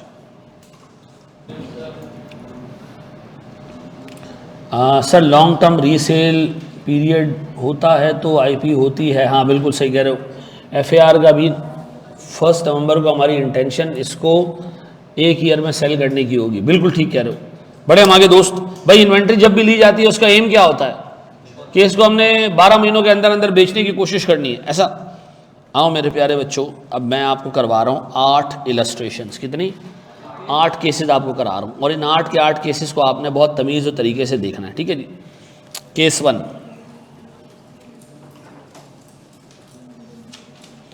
अच्छा इन सब चीज़ों में पहली चीज़ रीवैल्यूएशन, एक छोटा सा डिस्कशन ऑफ प्रॉपर्टी। मेरे बच्चों मुझे एक बात बताओ, आपकी प्रॉपर्टी कहाँ कहाँ क्लासिफाई हो सकती है? IAS 40 में एज इन्वेस्टमेंट प्रॉपर्टी और IAS 16 में क्लासिफाई हो सकती है as property plant and equipment और IAS 2 में भी हो सकती है एज इन्वेंट्री। ऐसा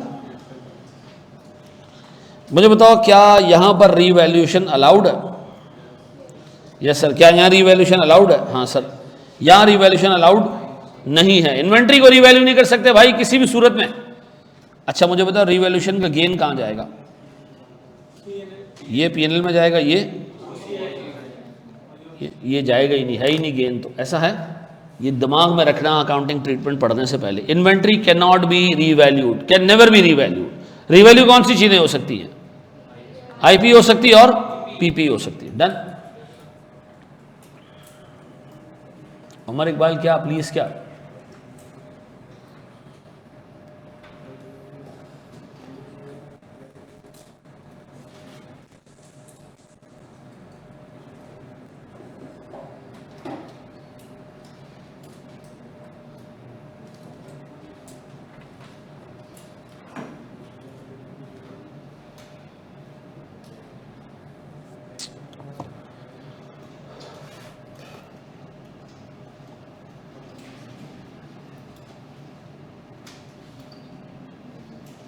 आज 9 बजे।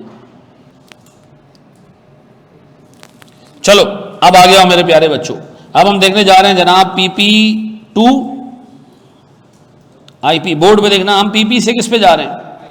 IP में जा रहे हैं। बोर्ड पे देखिएगा मेरे प्यारे बच्चों, ये केस 1 है और PP से IP में जा रहे हैं। IP हमारी किस मॉडल पे? Fair value model. ठीक है, बोर्ड पे देखना मेरे प्यारे बच्चों, सारी चीज़ें छोड़ दो, यहाँ फोकस करो। सर हमारे पास एक PP है जिसका कैरिंग अमाउंट 1 जनवरी 2024 को 100 रुपये है। इसकी रिमेनिंग लाइफ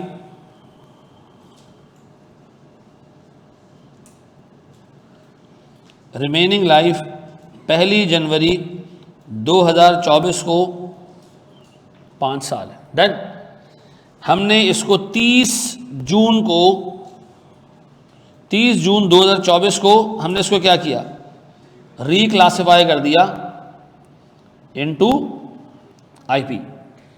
और जिस दिन हमने रीक्लासिफाई किया, इसकी फेयर वैल्यू ऑन 30 जून 2024 को से 115 रुपये थी और इसकी फेयर वैल्यू ऑन 31 दिसंबर 2024 पे 126 रुपये थी। जी हमारे पास साल के पहले दिन क्या मौजूद है? IP या PP? PP। कितने रुपए का? 100 रुपये का। लाइफ कितनी है इसकी? 5 साल। और सर हमने इसको किस दिन रिक्लासिफाई किया है इनटू इन्वेस्टमेंट प्रॉपर्टी? 30 जून। 30 जून तक ये क्या था? PP। 30 जून पर ये क्या बन गया? IP बन गया। तो 30 जून से पहले इसकी अकाउंटिंग करनी है एज PP और 30 जून के बाद इसकी अकाउंटिंग करनी है एज IP। तो बताओ हमने सबसे पहला काम क्या किया होगा? सर आपने सबसे पहला काम किया होगा, इसको डेप्रिशिएट किया होगा। Depreciate up to reclassification date. Reclassification date कौन सी है? 30 जून। तो इसको डेप्रिशिएट करोगे 30 जून तक। क्या एंट्री पास करूंगा सर इसकी डेप्रिसिएशन? सर मेरे पास 100 रुपये का एसेट है, 5 साल की लाइफ है और 6 महीने का डेप्रिसिएशन है। कितना? 10 रुपये। तो मैंने अपने पास एंट्री पास की होगी, डेप्रिसिएशन एक्सपेंस डेबिट कितने से? 10 रुपये से। और इसके बाद हमारा PP कितने पे आ गया होगा? 90 रुपये पे आ गया होगा। ऐसा? डन। अब मुझे बताओ ये PP है या IP है?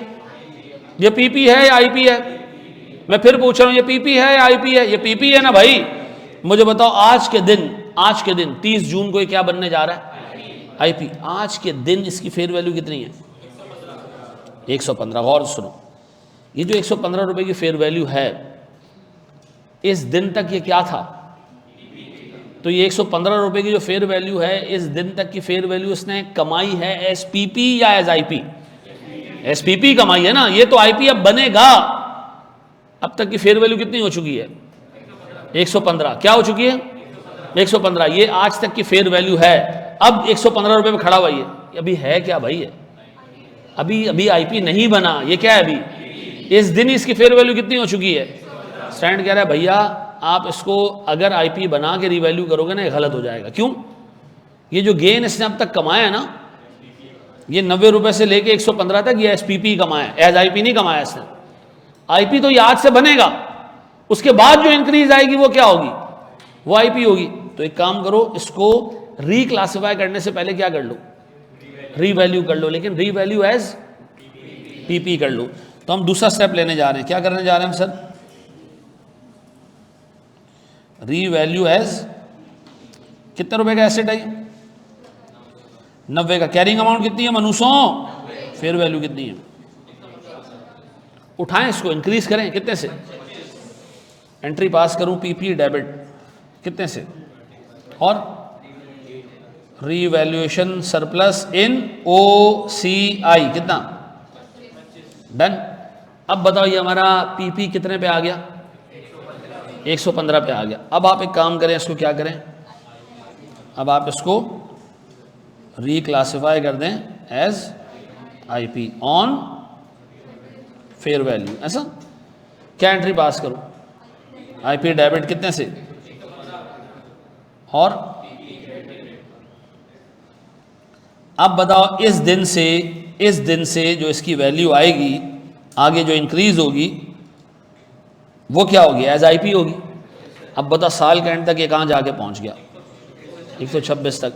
तो जो साल के एंड पे 126 तक पहुंचा है, ये जो गेन है 115 और 126 के बीच में 11 रुपए का, ये क्या है सर? हाँ जी, रीवैल्यू एज। अब बताओ मैं क्या करूं सर? आईपी डेबिट कितने से? 126 माइनस, और अनरियलाइज गेन कहां जाएगा ये? ना रिटेनिंग में तो बाद जाएगा ना, लेकिन अभी तो पहले पीएनएल में जाएगा ना, और पीएनएल से रिटेनिंग में जाएगा। ऐसा है, ये बात समझ आती है। हमने क्या सीखा? पीपी से आईपी में आना। सबसे पहले क्या किया आपने? उस दिन तक डेप्रिशिएट किया, फिर गेन बुक किया एज आईपी एसपीपी, फिर रीक्लासिफाई और फिर कॉपी करें सर इसको। आईपी में तो बेटा फेयर वैल्यू पे चल रहा है ना, फेयर वैल्यू पे तो हम डेप्रिशिएट करते नहीं आईपी को।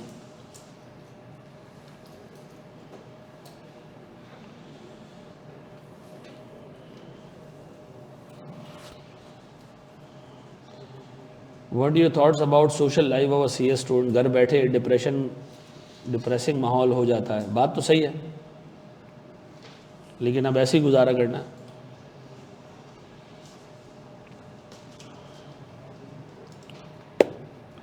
वैसे क्या ऐसी भी मौत आई हुई होती है कि बाहर निकलते ही नहीं हो तुम लोग? शक्लें देखो तुम लोग हैं, ऐसा तो नहीं है ना भाई? मैंने क्या फर्स्ट अटेम्प्ट पास किया? मैं तो ऐसा नहीं था यार, पूरा दिन पढ़ने वाला। तो बाहर जाता था यार, दोस्तों के साथ उठता बैठता था। इतवार वाले दिन तो मैं किताब को हाथ नहीं लगाता था, पूरा दिन रोडों पे क्रिकेट हैं हमारा। आपका वक्त, हाँ तो आपका भी वक्त है ना खेलने का, है? ये जिस तरह की तेरी फिजिक अभी बनी हुई है ना, ये 18 साल की उम्र में है, जो खेलना चाहिए वो नहीं खेल रहा ना। हाँ, कितने लोग अभी भी क्रिकेट वगैरह खेलते हैं रेगुलरली? संडे, हाँ मतलब वही। गुड यार, अच्छी बात है, वेरी गुड।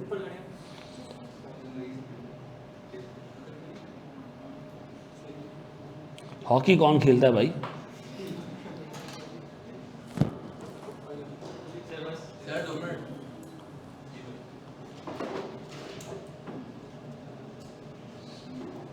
नहीं, स्पोर्ट्स तो मैं भी खेलता हूँ, अभी तक खेलता हूँ। हाँ, लूडो खेलते हैं, शीशा लगाया होता है हमने। हाँ, ताश खेल रहे होते हैं, स्पोर्ट्स है ये भी, इंडोर स्पोर्ट्स हैं।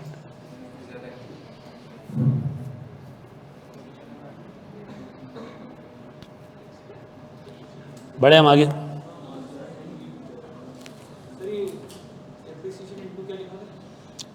कौन सा?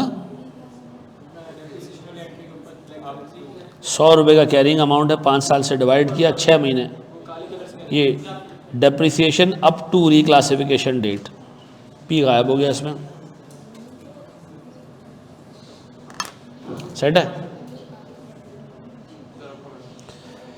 चलो चलो मेरे बच्चों, शाबाश शाबाश शाबाश। इस सेटिंग में रीवैल्यू एज आईपी होना चाहिए। इसके लिए एक स्पेशल किस्म की भंग आती है बेटा। ये आपने रीवैल्यू एज आईपी किया है, पीपी किया है।